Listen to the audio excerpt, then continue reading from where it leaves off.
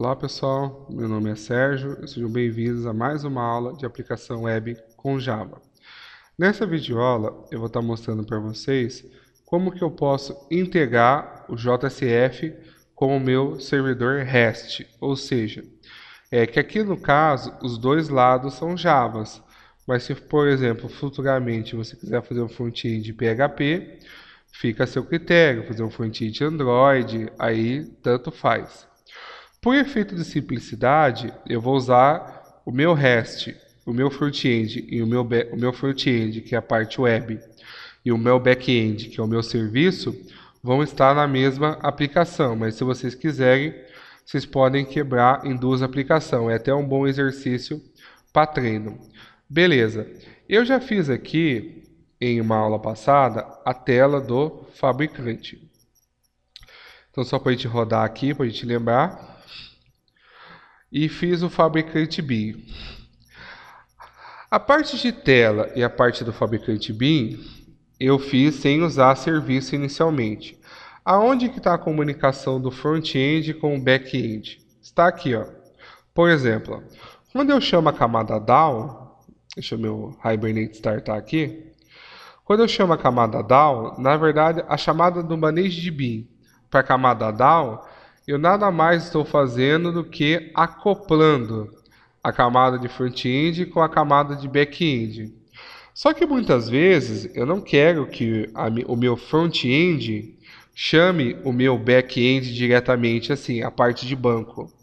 Eu quero que o meu front-end ele chame um serviço e esse serviço vai chamar para mim a minha parte de banco. Os serviços eu já tenho pronto, nós já fizemos, ó, tem vários serviços, que é o fabricante service. Vamos mudar agora então, em vez do meu front-end, que é um JSF, chamar um back-end, que é o meu Hibernate, agora vai ser assim. O meu front-end JSF, ele vai chamar um serviço, e esse serviço que vai chamar para mim o Hibernate. A vantagem desse modelo pode parecer um pouco mais complexo, mas traz a vantagem que você pode desacoplar o front-end. E beleza, qual que é a vantagem disso?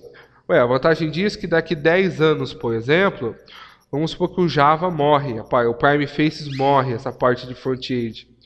E aí, o que você faz? Você vai refazer todo o back-end? Não. Você pode deixar o back-end como serviço e você só escreve um front-end. Hoje, essas tecnologias novas que estão surgindo aí, agora está na moda, o Next, JS, o Angular e outros, eles usam e abusam de serviços. Na verdade, você consegue fazer uma aplicação só usando Angular. Mas a ideia dele também é que ele acople com sistemas que já têm back-end pronto. Tudo via chamada de serviços. Beleza. Então, o que eu vou ter que fazer, na verdade? Aqui no BIM, eu vou ter que substituir essas duas linhas por uma chamada de serviço. Beleza. Qual que é a primeira coisa que eu vou ter que fazer? A primeira coisa que eu vou ter que fazer, eu vou ter que criar um cliente. O cliente eu crio da seguinte forma. Eu coloco C maiúsculo, Ctrl espaço, e escrevo client. O client, toma cuidado que eu tenho dois. Eu quero esse client aqui, ó, do JavaX WS RS client. Então eu vou escolher aqui ele. Ó. Vou chamar ele de client mesmo, ou cliente, chamado em português. Como que eu crio um cliente? Da seguinte forma. Eu tenho um cara que chama-se cliente builder. Aí ele tem um método new client. Aqui ele está gerando para mim, então, um novo cliente. Lembrando que o front-end ele é um cliente, pois ele vai chamar um serviço, que é o servidor. Beleza. Feito a chamada, a criada do novo cliente, agora eu tenho que definir o alvo, ou o caminho, ou como eles chamam, o target, ou o path, depende do inglês do autor que você adota. Então o que você vai fazer? Aqui com a variável cliente, eu tenho uma variável que chama-se target. Para que serve a variável target? A variável target ela serve para você passar esses endereços aqui, ó. Esses endereços que a gente colocou aqui em cima. Então ele serve para isso, para você colocar esses endereços de chamada. Então aqui, o que eu vou fazer? Eu vou ter que criar, antes de chamar o target, eu vou criar um negócio, vou escrever W, Ctrl espaço, vou procurar o web target. Esse web target, ele serve para você guardar alvos, caminhos. Então aqui é o caminho do servidor REST. Então o que você faz? Você passa cliente.target. Aqui dentro você passa o endereço usando HTTP. Então se você quiser copiar para ganhar tempo, é só vir aqui, ó. Estamos fazendo listar, o endereço dele é esse daqui, ó. Então eu vou passar aqui o endereço que é http o IP a porta o nome do projeto o nome do servidor REST o nome do serviço. Beleza. Até aqui a única coisa que eu fiz, eu só defini o caminho. Agora eu tenho que disparar uma requisição. A partir desse objeto caminho, eu posso disparar uma requisição chamando esse método aqui, ó, que chama-se request. O request serve para eu disparar uma requisição. Então aqui eu dou caminho.request, dispara uma requisição, ou seja, dispara um pedido. Agora que vem a pergunta, mas é uma requisição o quê? É uma requisição GET? É uma requisição POST? É uma requisição o quê? DELETE?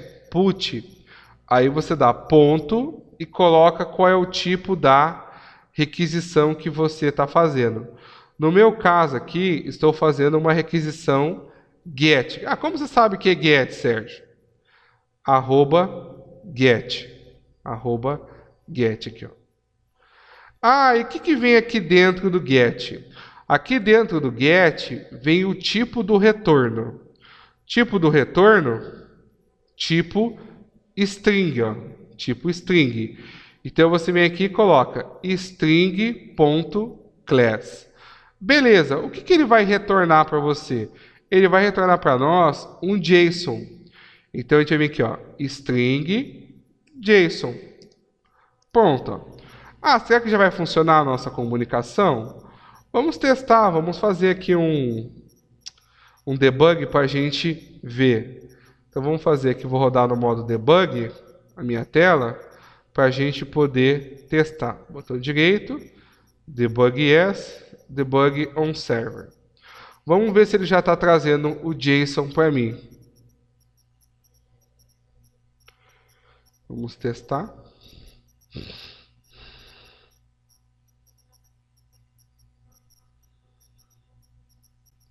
Esperar ele carregar aqui, ele demora um pouco, né? Por causa do Hibernate mesmo, da criação da fábrica de sessão. Então aqui, ó, ele veio e já fez a chamada. Eu vou dar sim. Ó, então o que ele vai fazer? Primeira coisa, ele criou o cliente. Ó. Ele criou o cliente, ó, ele criou um Jersey client. Segunda coisa, ele criou o caminho. Ó, ele criou o Jersey web target. Aí o que ele faz? Ele vai disparar uma requisição. Essa requisição é GET e o retorno é string. Beleza, então, ó. Vamos ver se ele vai retornar alguma coisa. Ó, fez aqui, ó. Ele fez, ó, o select, ó. Só que o JSON acabou não dando para ver. Vamos só mandar imprimir, então, só para ver se ele trouxe o JSON certo. Sysout, só para ele parar aqui para a gente ver se ele está trazendo o JSON certinho. Deixa eu rodar aqui de novo. Deixa ele iniciar. Ele vai trazer o JSON certinho. Aí entra agora, qual que é o problema? Eu tenho o JSON, só que da tela é a arraylist. O que eu tenho que fazer? Eu tenho que converter. Para converter, pessoal, o próprio GISON, lá no site do GISON, tem vários tutoriais que ensinam a gente como fazer conversões, tá? Cabe a você depois ir lá e olhar certinho as conversões que você quer. Então ele carregou aqui, ó. Ele criou o client, criou o caminho, chamou o GISO, ó. Aí, ó, ele criou certinho o GUIS, ó, ele trouxe todos, ó. Ele trouxe todos para nós. Aí eu mandei imprimir só para mostrar que ele trouxe o nosso JSON certinho. Agora eu vou parar aqui, usando o GUISO, agora eu preciso converter. Então eu preciso pegar agora esse resultado string e converter ele no ArrayList. Para isso a gente já usou o GUISO, né, que é da Google. GUISO igual a new GUISO. Aí o GUISO, ele tem o método que é o eles têm o frowJSON. O frowJSON, ele serve para você converter. Só que qual que é o problema? Para ArrayList, ele dá problema. Por quê? Porque para o JSON, aquilo que ele guarda é uma matriz. Então o que eu vou ter que fazer? Primeiro eu vou ter que converter ele em um vetor, e do vetor depois eu vou ter que converter ele no ArrayList. Então o que eu vou precisar fazer aqui primeiro? Eu vou precisar criar o vetor de fabricante, o vetor. Aí eu vou falar que o GUISO.frowJSON, aqui no primeiro eu passo a string do padrão JSON, aqui no segundo eu passo o class. Então aqui no class o que eu passo? Fabricante vetor.class. Então aqui o que ele vai fazer? Ele vai converter para nós o nosso resultado em um vetor de fabricantes. Então se eu mostrar aqui para vocês, ó, vamos rodar agora como debug novamente para a gente ver o passo a passo. Debug yes, debug all server. Vamos ver aqui. Deixa eu rodar aqui.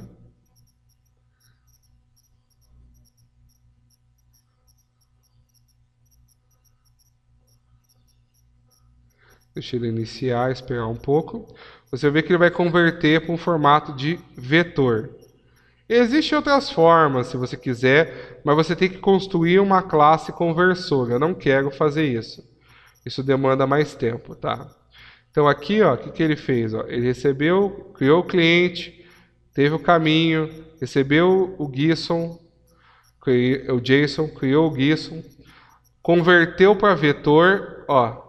Ele converteu, ó, tá tudo aqui, ó. E mandei imprimir, ó. Tá aqui, ó, o nosso vetor que ele mandou imprimir. Só que na tela eu não tenho vetor. Na tela eu tenho ArrayList. Agora eu preciso pegar o vetor e converter para ArrayList. Como? O Java tem um método pronto. Então aqui eu falo fabricantes recebe arrays.aslist. Aí eu passo o vetor. O que ele faz? Ele converte o vetor para ArrayList. Vamos testar agora para ver então. Ele já vai trazer o serviço para lá. Quando rodar a tela, meu professor, ficou igual da outra vez. Não é que ficou igual. Visualmente é igual. Só que internamente eu não estou mais chamando a camada DAO. Eu estou chamando um serviço e esse serviço está chamando para mim a camada DAO. A vantagem é ter no futuro, por exemplo, eu quero pegar C. C chama serviço. Aí, ó, chamou tudo certinho para nós, ó. Ele chamou igualzinho da outra forma, ó. Ele chamou para a gente, ó. Ele trouxe aqui os cadastros que nós realizamos. Então, da mesma forma que nós chamávamos o DAO direto, agora eu chamei através de serviço. Através de serviço você escreve um pouco mais, mas pelo menos você desacopla. Então amanhã eu preciso trocar o front-end, sem estresse, eu tiro o front-end, faço o front-end chamar o serviço, tranquilo. Pessoal, então eu vou parar por aqui essa videoaula. Vou fazer mais uma videoaula sobre integração, que é a parte de salvar. Aí a parte de editar e excluir, eu vou deixar como desafio para vocês tentarem. Beleza? Então, pessoal, não esqueça de curtir e compartilhar essa aula. A gente se vê na próxima. Abraços, até mais! Olá, pessoal, meu nome é Sérgio. Sejam bem-vindos a mais uma aula de programação web com Java.